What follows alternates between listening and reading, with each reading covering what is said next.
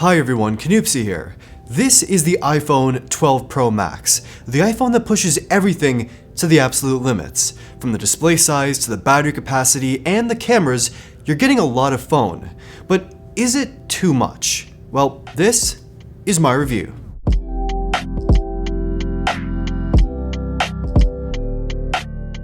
Today's video is brought to you by Casetify. Customize your iPhone while keeping it safe and protected. Get free shipping on your case order today at the link in the description. Okay, so first up, the design. And without a doubt, this is a beautiful phone. From the squared off sides to the matte glass back that hides fingerprints and scratches, it really looks great. The sides feel excellent to grip and hold, and because it is stainless steel, it is much more grippy and more durable versus the iPhone 12 with its aluminum sides. Now, this is a huge device. It has a 6.7-inch display, and in theory, it's not really much bigger than the iPhone 11 Pro Max, but for some reason, it feels huge. Maybe it's the new design with those flat edges, maybe it's the weight, but this phone feels like a lot. It may almost be a deal breaker for some people just how big this phone is and how big it feels to carry on a daily basis. I'm used to quite big phones, but this feels like even more than most other big devices. Definitely try it out before you buy it, it's a lot of phone. But what you do get with big phones is a gorgeous display, which is excellent for watching videos, editing photos, taking photos, and shooting videos, typing emails. It's fantastic to have this much screen to see everything. For this price, it really should have 120Hz or at least 90Hz, but Apple has once again done some magic here. It feels just under 90Hz in daily usage from my experience, and as someone who has used quite a few high refresh rate phones this year, I didn't really miss it here. With Apple's iOS optimizations, animations, and some sort of magic, it feels great. The display gets super bright, it's accurate, and since it is OLED, it contributes to better battery performance, more vibrant colors, contrasty dark blacks that blend in with the frame of this device. And those side bezels, by the way, are slim and uniform, and while the notch is still definitely there and has pretty much the exact same Face ID performance as previous years, it does kind of look smaller on the phone, especially with a bigger display. It is the same size though, and Face ID does unlock quite quick, but not from all angles and no mask support once again. At the bottom you have a lightning port, bottom and top firing stereo speakers, and they do sound great. Now I want to skip over to cameras because this phone has things that are quite different from past iPhones as well as the iPhone 12 Pro. First, the front camera is 12 megapixels, takes excellent selfies, and works in night mode for those clear, nighttime selfie shots. And the front-facing camera shoots 4K video up to 60 frames per second, and here's how the microphones sound on this phone. Pretty good. At the back, this phone has 3 cameras as well as a LiDAR sensor just like the 12 Pro, which provides better depth detail for portrait mode shots as well as augmented reality capabilities. And portrait shots with the LiDAR sensor definitely look a lot better and more natural versus shots coming out of a phone without a LiDAR sensor like the iPhone 12 for example. Still, it's no pixel with its depth mode. There's a 12 megapixel main camera with an f1.6 aperture and a much larger sensor versus the 12 Pro. There's an ultra-wide camera at f2.4 and 120 degree field of view, as well as a 2.5 times telephoto zoom camera at f2.2 versus the 12 Pro at f2 and a 2 times optical zoom. Now, I'll get this out of the way before we talk about overall photo quality here on this phone. The 2.5 times telephoto zoom provides a much different look versus the 2 times zoom. It's 65mm versus 50mm. You get better natural background blur with shots, more sharpness and clarity when zoomed in, but at the cost of having to step back a bit further to get certain shots and slightly weaker night performance when using 2.5 times zoom with the higher aperture.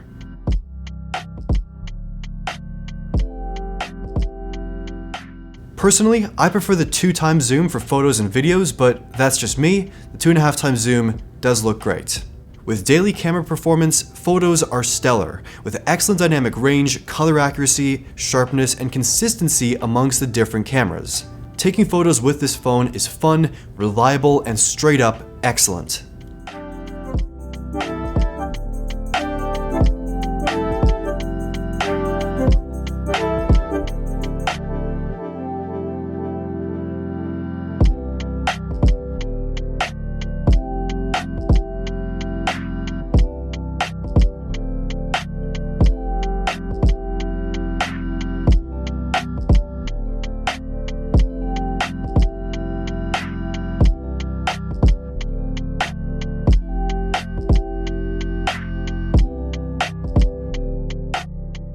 During the day versus the 12 Pro, even with the larger main sensor, shots are not drastically different. Maybe you get a bit more sharpness here and there, a bit better natural background blur for close-up objects, but you're not seeing a huge difference. Until it gets dark. With the 12 Pro Max's larger sensor, it definitely does produce better shots at night versus the standard 12 Pro, but not by a huge drastic margin. Like, shots on the 12 Pro don't look like trash in comparison, it's a minor difference, but a better difference. You will see less noise and grain from shots on the 12 Pro Max versus the 12 Pro, with more clarity and sharpness in details, and better handling of highlights. While I am just comparing this to the 12 Pro directly, if you're upgrading from past iPhone models, the low-light photography upgrades here are immense. The Pro Max can also achieve similarly bright shots to the 12 Pro, but take a second or two less to take those shots due to the larger sensor with night mode. Either way though, with the larger sensor, f1.6 aperture and night mode all together, taking good shots at night is possible. For video recording, the phone shoots 4K video up to 60 frames per second and features Dolby Vision HDR10 recording. I did a much more detailed breakdown in my iPhone 12 and 12 Pro review, but for a quick summary, this for now is kind of a niche feature. It's great for people who shoot more pro-level iPhone video for TV shows, some movies, short films. That's kind of who it's for. It provides more color detail, better dynamic range, and more flexibility while editing. But beyond that, with HDR recording off, which I think many people will turn it off, video recording is amazing. The 3 lenses, plus the incredible stabilization, dynamic range, color accuracy, and audio recording, the 12 series has the best cameras for video by far.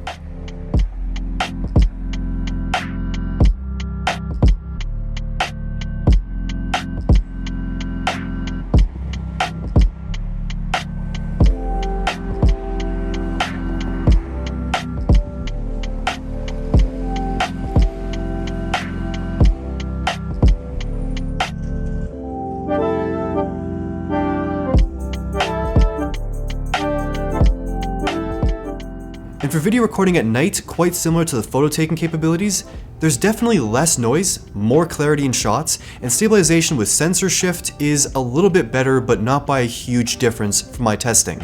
At night, more so there's just less noise and a bit brighter shots overall. Whether it be just for videos with family and friends, clips for social media, or even shooting full YouTube videos or short films, this phone absolutely kills it.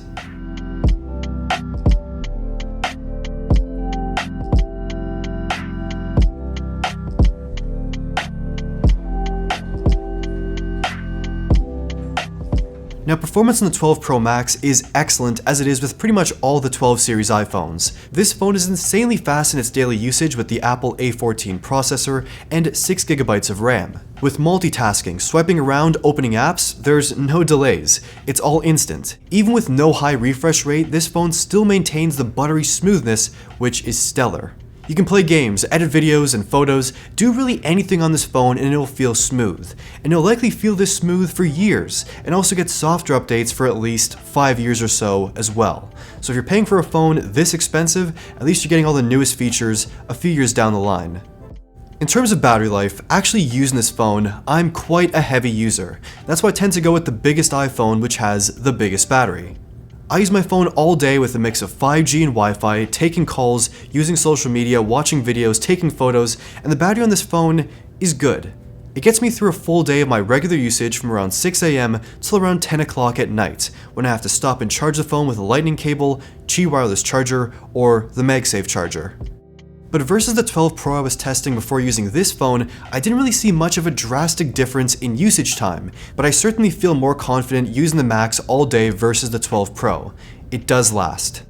Once again though, this battery life does vary per person. I use my phone quite a lot, more than I probably should, but for most people, it's a solid full day of usage, maybe some time the next day before lunch. It's good battery life.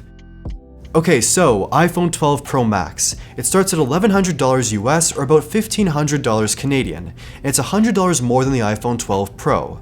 But who should buy this phone? Well, if you need the bigger screen, you need the assurance and confidence of the bigger battery.